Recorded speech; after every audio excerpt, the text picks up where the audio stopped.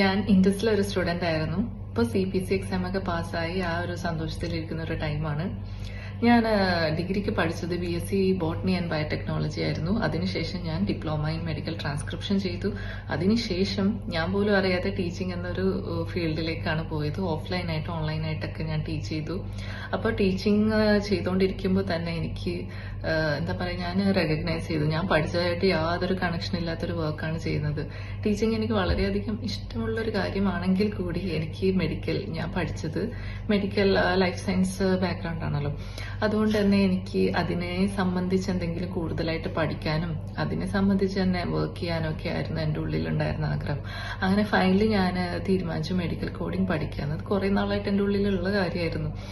അങ്ങനെ എനിക്ക് 2 കുഞ്ഞു മക്കളൊക്കെ ഉണ്ട്. അപ്പൊ ആ മക്കളെയും വെച്ചുകൊണ്ട് വർക്ക് ചെയ്യാനും പറ്റില്ല, ഒന്നും ചെയ്യാൻ പറ്റാത്ത ഒരു സിറ്റുവേഷനിൽ ഞാൻ തന്നെ വിചാരിച്ചെന്നാ പിന്നെ ഓൺലൈനായിട്ടൊക്കെ പഠിക്കാം.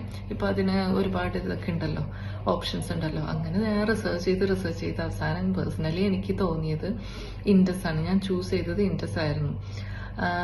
എന്താ പറയാ, ഒരുപാട് ടെൻഷൻസ് ഉണ്ടായിരുന്നു. എങ്ങനെയായിരിക്കും ഇപ്പൊ എല്ലാരും പറയാം മെഡിക്കൽ കോഡിംഗ് അല്ലേ, എക്സാമിന് നമുക്ക് ബുക്ക് തുറന്നു വെച്ച് എഴുതാലോ എന്നാണ്. പക്ഷെ ഇത് പഠിച്ചവർക്കും പാസ്സായവർക്കും പഠിച്ചുകൊണ്ടിരിക്കുന്നവർക്കൊക്കെ അറിയാം, വെറുതെ ഓപ്പൺ ബുക്ക് എന്ന് പറഞ്ഞ ബുക്ക് തുറന്നു വെച്ചിട്ടിരുന്ന് ആൻസർ കണ്ടുപിടിക്കാൻ പറ്റുന്നൊരു സബ്ജക്റ്റ് അല്ല മെഡിക്കൽ കോഡിംഗ്.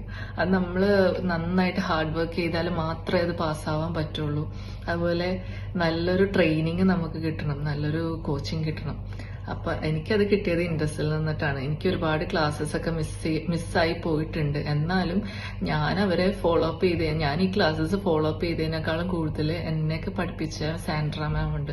സാൻഡ്ര മാം നിരന്തരം ഫോളോ അപ്പ് ചെയ്യും. നമ്മൾ പഠിച്ചോ, ഹോംവർക്ക് ചെയ്തോ, ആ ക്വസ്റ്റ്യൻ ചെയ്തോ, അതിന്റെ ആൻസേഴ്സ് സെൻഡ് ചെയ്യണം. അതിന് നമ്മളെക്കാളും ആൻസൈറ്റി അല്ലെങ്കിൽ നമ്മൾ എക്സാം പാസ്സാവണം എന്നുള്ള ഒരു എന്താ പറയാ, ഒരു ആത്മാർത്ഥത കാണിച്ചത് ഇൻഡസ് തന്നെയാണ്. എന്നെക്കാളും ആത്മാർത്ഥത അവർക്കായിരുന്നു എന്ന് എനിക്ക് ഫീൽ ചെയ്തിട്ടുണ്ട്. എക്സാം ഡേറ്റ് എടുത്തപ്പോൾ എനിക്ക് തോന്നി ഞാൻ ഇനി പെട്ടെന്നാണോ ചൂസ് ചെയ്തത്, എക്സാം ഡേറ്റ് പെട്ടെന്നായിപ്പോയോ, ഒരുപാട് ടൈം വേണോ പ്രിപ്പയർ ചെയ്യാന്നൊക്കെ. അപ്പോൾ നമ്മൾ പഠിച്ചോ, ഒരുപാട് മോക്ക് എക്സാംസ് പ്രിപ്പറേഷൻ ഒക്കെ നമ്മളോട് ചോദിച്ച് മനസ്സിലാക്കി നമ്മളുടെ പുറകെ തന്നെ ഇൻട്രസ്റ്റ് ഉണ്ടായിരുന്നു. ഓരോ ഫാക്കൽറ്റീസിനും എടുത്തെടുത്ത് ഇവിടെ ഞാൻ നന്ദി പറയാണ്. കാരണം ഒരുപാട് താങ്ക്സ് ഉണ്ട്.